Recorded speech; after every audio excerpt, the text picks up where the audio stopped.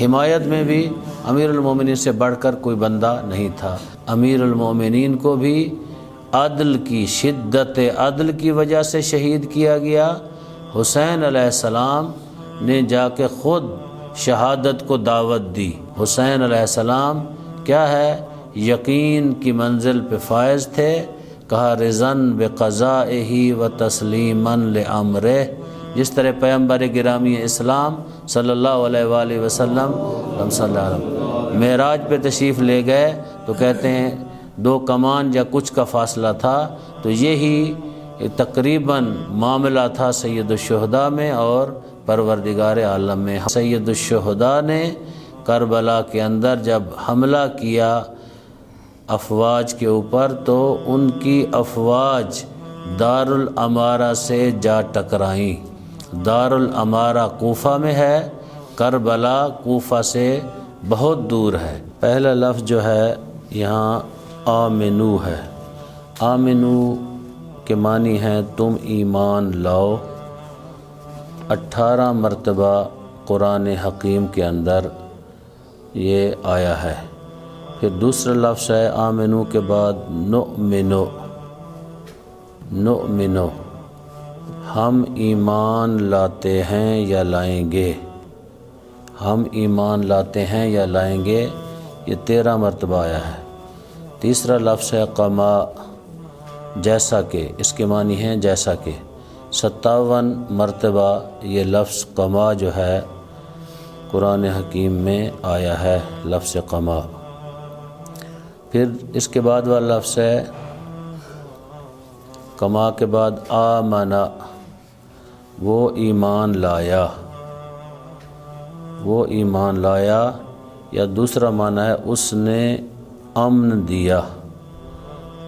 آمنا امن سے ہے، امن دیا۔ 33 مرتبہ قرآن حکیم کے اندر آیا ہے۔ اس کے بعد السفہاء، السفہاء بے وقوف، کم عقل یا پھر احمق، اس کے معنی ہے سفہاء بے وقوف، کم عقل یا پھر کیا ہے احمق۔ 5 مرتبہ یہ لفظ جو آیا ہے قرآن حکیم میں۔ آخری لفظ لا یعلمون، ان کو معلوم نہیں یا ان کو علم نہیں۔ اس کا ترجمہ جو ہے وَإِذَا قِيلَ لَهُمْ آمِنُوا، اور جب کہا جائے لہم ان لوگوں کے لیے، کون سے لوگ؟ منافقین کے لیے، آمنوا ایمان لے آؤ، کما آمن الناس، جس طرح لوگ ایمان لے کے آئے ہیں، قالو تو یہ سب کے سب کہتے ہیں انؤمن کما امن السفہاء، کیا ہم اس طرح ایمان لے کے آئیں جس طرح یہ بے وقوف لوگ ایمان لے کے آئے ہیں؟ اللہ تعالیٰ فرماتا ہے الا انہم ہم السفہاء، در حقیقت انہم یہی منافقین ہم السفہاء بے وقوف ہیں، وَلَقِلْ لَا يَعْلَمُونَ لیکن یہ کیا ہے جانتے نہیں ہیں۔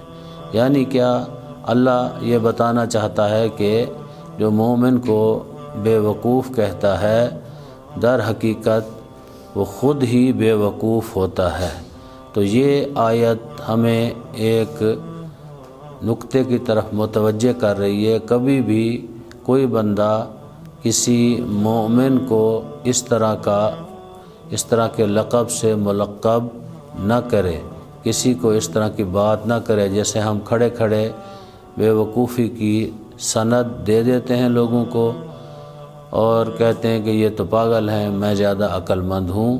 اللہ تعالیٰ نے ہر ایک بندے کو اس کی بساط کے مطابق تمام وہ چیزیں دے رکھی ہیں جو اس کے پاس ہونی چاہیے تھیں۔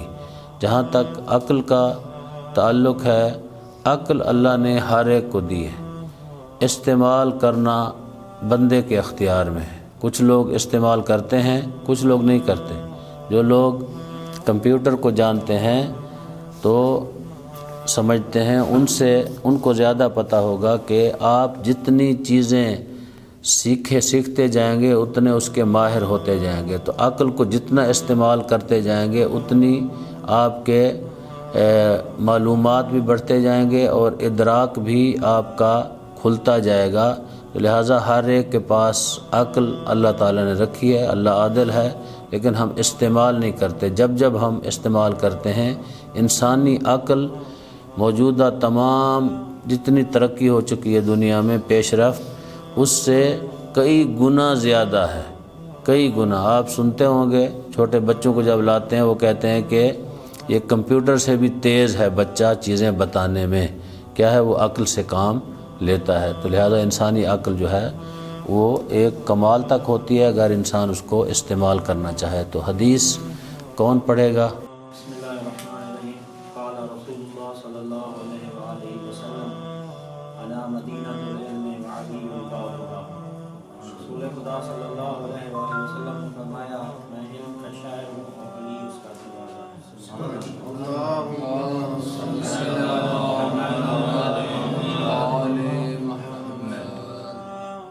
میں علم کا شہر ہوں اور علی اس کا دروازہ ہے۔ جو بھی علم حاصل کرنا چاہتا ہے تو وہ کیا آئے گا؟ دروازے سے ہی آئے گا۔ مقصد کیا تھا؟ کیا کوئی ایسا شہر تھا جس کی دیواریں تھیں، در تھے، کھڑکیاں تھیں؟ نہیں، مقصد یہ تھا کہ آپ مستقیم مجھ تک نہ آئیں، امیر المؤمنین علی ابن ابی طالب سے اللہم صلی علی محمد مل کے آئیں۔ یعنی امیر المؤمنین کے پاس بھی وہی علوم ہیں جو پیغمبر گرامی اسلام کے پاس ہیں۔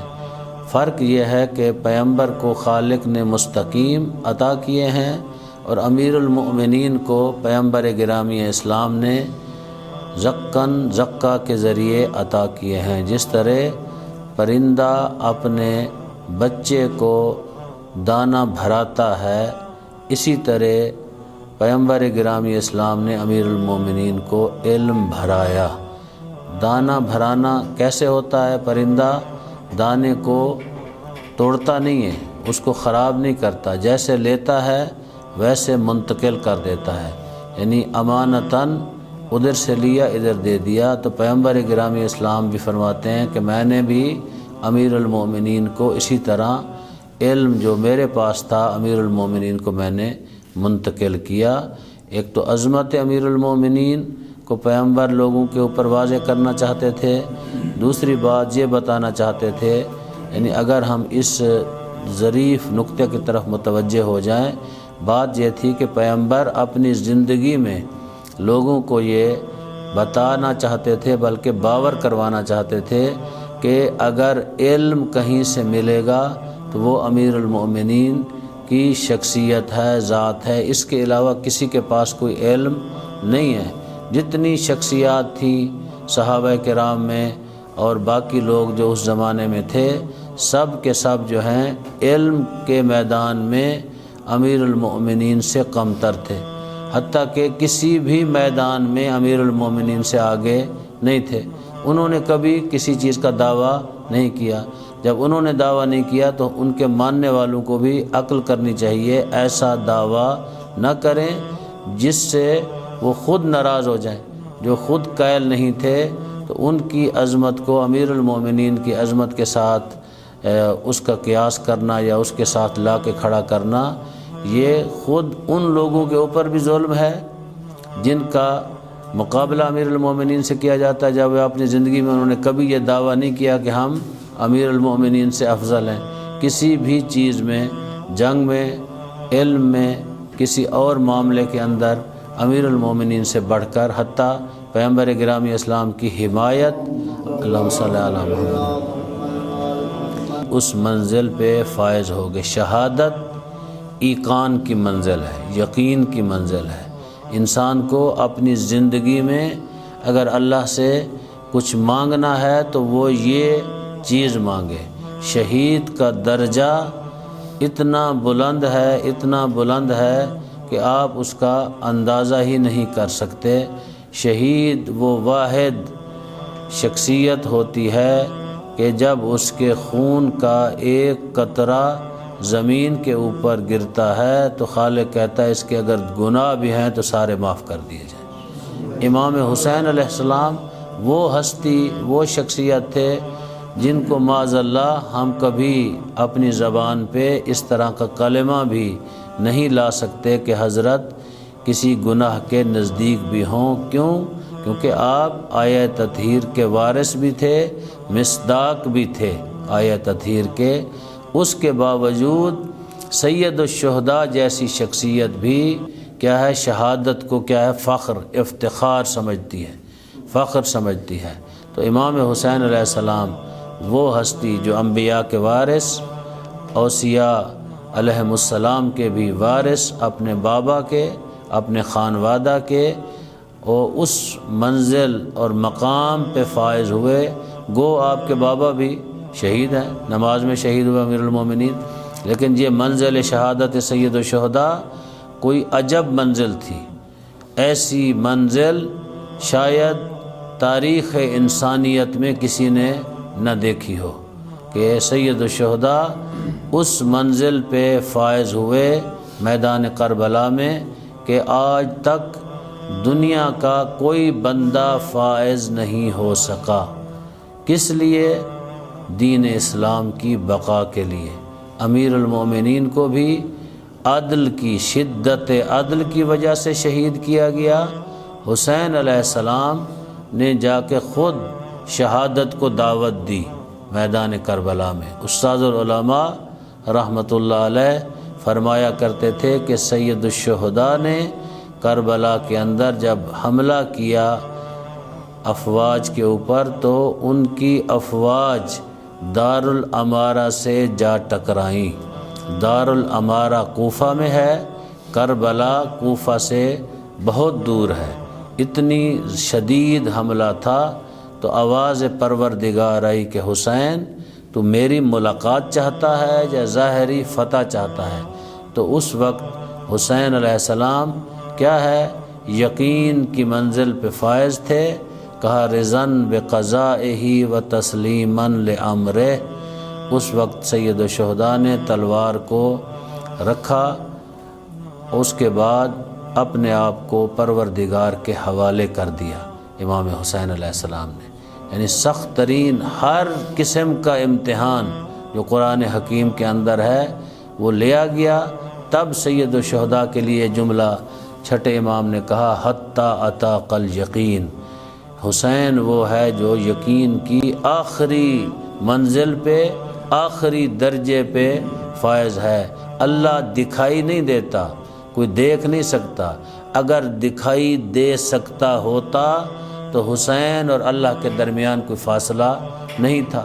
جس طرح پیغمبر گرامی اسلام صلی اللہ علیہ وآلہ وسلم معراج پہ تشریف لے گئے تو کہتے ہیں 2 کمان یا کچھ کا فاصلہ تھا، تو یہی تقریباً معاملہ تھا سید الشہداء میں اور پروردگار عالم میں۔ ہماری دعا ہے اللہ تعالی ہم سب کو اس یقین کی منزل پہ، ہم گو اس مقام پہ کبھی فائز تو نہیں ہو سکتے جس پہ فرزند زہرا ہوا ہے، لیکن جہاں حضرت جون اور باقی صحابہ کرام ہوئے ہیں، اللہ ہمیں شہادت کی موت نصیب فرمائے۔